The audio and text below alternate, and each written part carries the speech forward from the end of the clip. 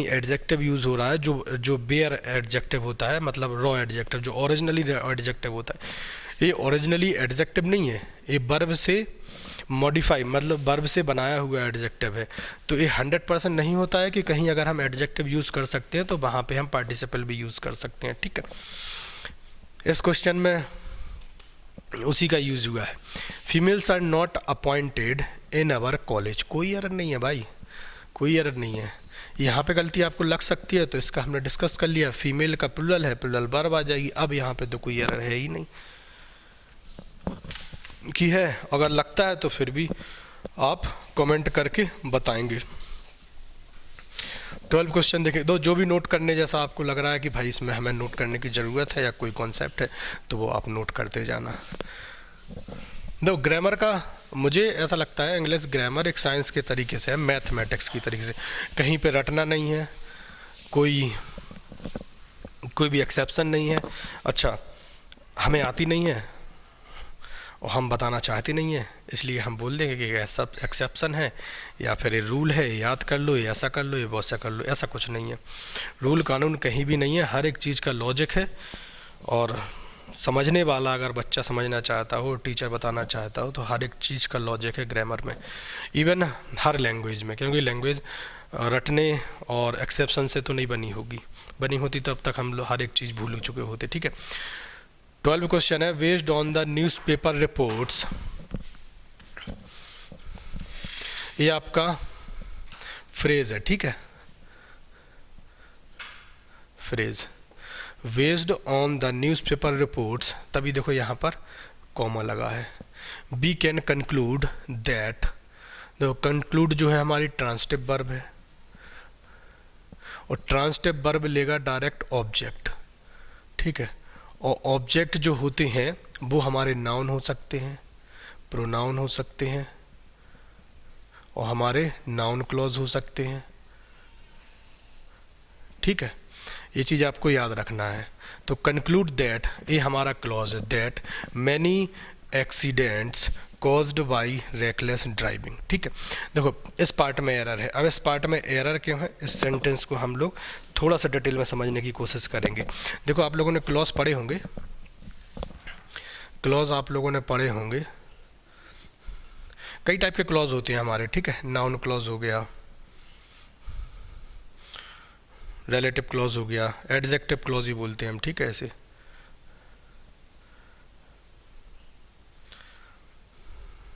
या आपका defining clause हो गया, या आपका नॉन डिफाइनिंग क्लॉज हो गया,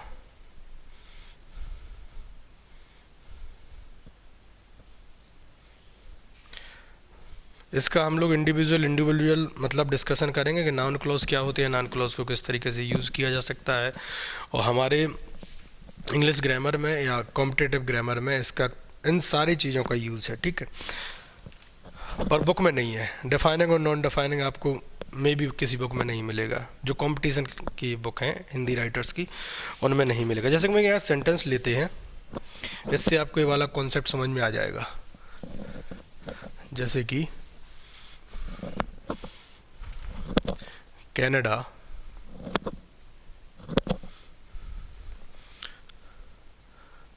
which is located, Canada which is located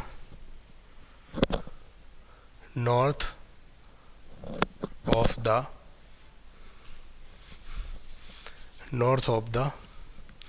USA, north of the USA is a little bigger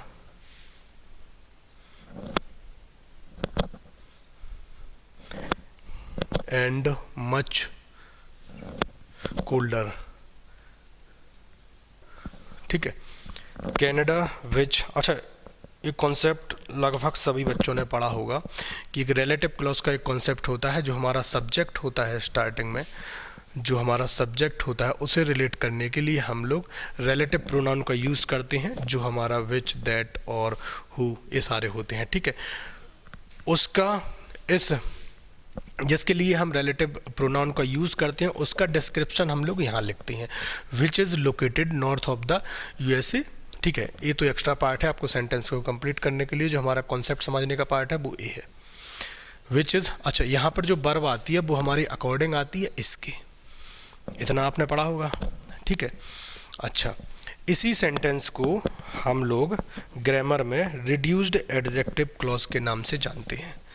ठीक है, रिड्यूस्ड एडजेक्टिव क्लॉज क्या होता है कि इस वाले सब्जेक्ट को, इन पार्ट्स को, रिलेटिव प्रोनाउन को, इसमें आने वाली वर्ब को हम लोग रिप्लेस कर देते हैं, मतलब इसको रिमूव कर देते हैं। इस सेंटेंस को ऐसे भी लिखा जा सकता है, कनाडा लोकेटेड, ठीक है, नॉर्थ ऑफ द बकाया रिमेनिंग पार्ट। ठीक है, तो ये कनाडा हो जाएगा। अब इसका डिस्क्रिप्शन यहाँ हो जाएगा हमारा। ठीक है, ये बनता है हमारा इसी पार्ट से, रिलेटिव प्रोनाउन के पार्ट से। अच्छा, जब आप किसी भी फॉरेन राइटर की बुक देखेंगे तो इसको बोलते हैं हम रिड्यूस्ड एडजेक्टिव क्लॉज। ठीक है, अच्छा, एडजेक्टिव क्लॉज क्यों बोलते हैं भाई? क्योंकि ये जो रिलेटिव प्रोनाउन हम यूज़ करते हैं, इसमें जो हम इसमें पर्टिकुलर जो ये वर्ड्स यूज़ करते हैं, जो फ्रेज यूज़ करते हैं, वो डिस्क्रिप्शन होता है इसी का। और किसी का भी डिस्क्रिप्शन जब हम देते हैं, चाहे वो एक सिंगल वर्ड से दें या ग्रुप ऑफ वर्ड से दें या कंप्लीट सेंटेंस से दें, वो हमारा एडजेक्टिव के तरीके से काम करेगा या कॉम्प्लीमेंट के तरीके से काम करेगा। तो ये डिस्क्रिप्शन इसका है, तो भाई इस डिस्क्रिप्शन को हम ऐसे भी लिख सकते हैं और ये हमारा सेंटेंस सही हो जाएगा। सेम क्वेश्चन यहाँ पे है। ठीक है, वापस आते हैं हम क्वेश्चन पे कि कई बार रिड्यूस्ड एडजेक्टिव क्लॉज के तरीके से हमें क्वेश्चन में एरर दी जाती है, बट हमें पता करना होगा कि वो रिड्यूस्ड एडजेक्टिव क्लॉज है भी या नहीं है। ठीक है, वो उसका डिस्क्रिप्शन है तब तो लिखा जा सकता है, अगर डिस्क्रिप्शन नहीं है तो नहीं लिखा जा सकता है। Based on the newspaper reports, देखो यहाँ पे कोई एरर नहीं है, फिर भी आपको लग रहा होगा कहाँ लग सकता है, बेस्ड ऑन द न्यूज़, कहीं पे भी एरर नहीं है। ठीक है, बी कैन कंक्लूड, कंक्लूड आपकी ट्रांसटिव वर्ब हो जाएगी, इसके लिए हमें ऑब्जेक्ट की ज़रूरत पड़ेगी। तो भाई ऑब्जेक्ट हमने ये ले लिया, दैट मैनी एक्सीडेंट्स। अब एक्सीडेंट्स है, ठीक है, ये हमारा प्लूरल। एक्सीडेंट्स हमारा, अब देखो कॉज्ड तब सही होता जब ए इसके लिए कॉम्प्लीमेंट या डिस्क्रिप्शन का काम करता। कॉज्ड जो है अगर एक्सीडेंट्स के बारे में बताता तब तो यहाँ पे सही हो जाता, पहला रीज़न। दूसरा रीज़न ये है कि वाई रेकलेस ड्राइविंग यहाँ पर लिखा है, मतलब ये पैसिव फॉर्म में है।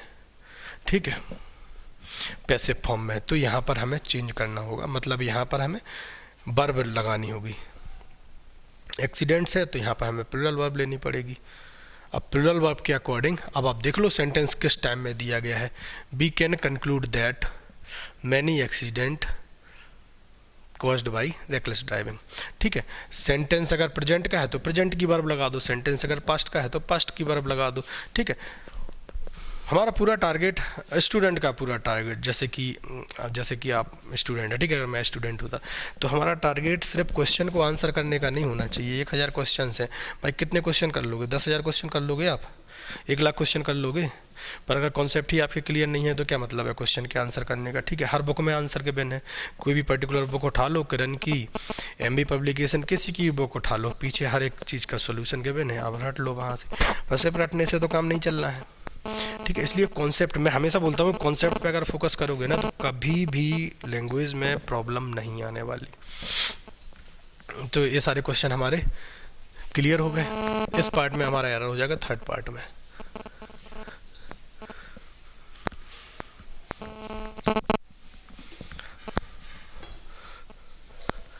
नेक्स्ट क्वेश्चन देखते हैं।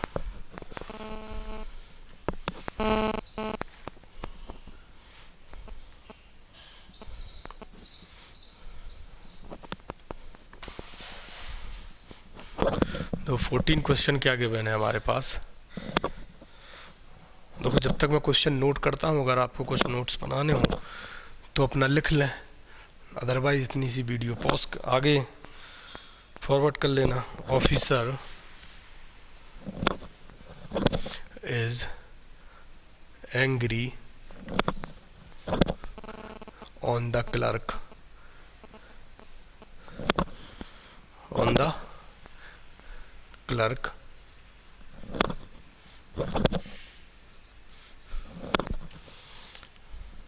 for not attending to the work, attending to the work.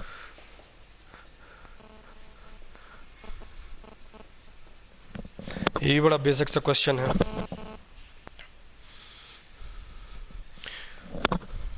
ठीक है. No sooner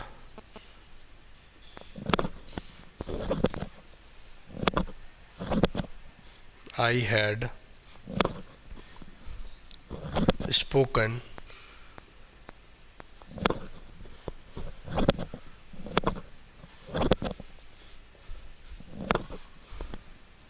then he left.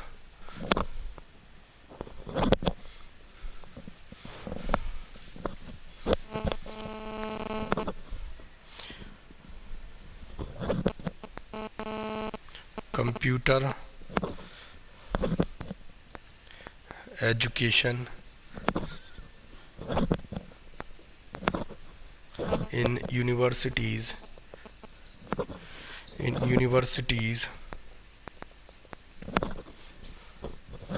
and colleges leaves much to be desired. अच्छा, बहुत सारे टीचर्स को मैं यूट्यूब पे देखता हूँ, इवन ठीक है मैक्सिमम टीचर्स को, कि क्वेश्चन आया, अब तो हालांकि वो डिजिटल बोर्ड आ गया है तो भैया मतलब उसमें तो क्वेश्चन आया, क्वेश्चन के बाद आपने आंसर कर दिया, वो आंसर करने के बाद जो चीज़ें हमें समझानी चाहिए वो चीज़ तो बच्चे मतलब बहुत सारे बच्चों का डाउट रहता है कि भाई कहीं पे भी एरर, जैसे आपको यहाँ इस पार्ट में एरर लग रहा है, ठीक है, मैंने बता दिया कि द ऑफिसर इज़ एंग्री और डायरेक्ट आपको आंसर बता दिया. ठीक है, जैसे इस पर्टिकुलर क्वेश्चन में प्रीपोजिशन से रिलेटेड एरर है, इज़ एंग्री एट.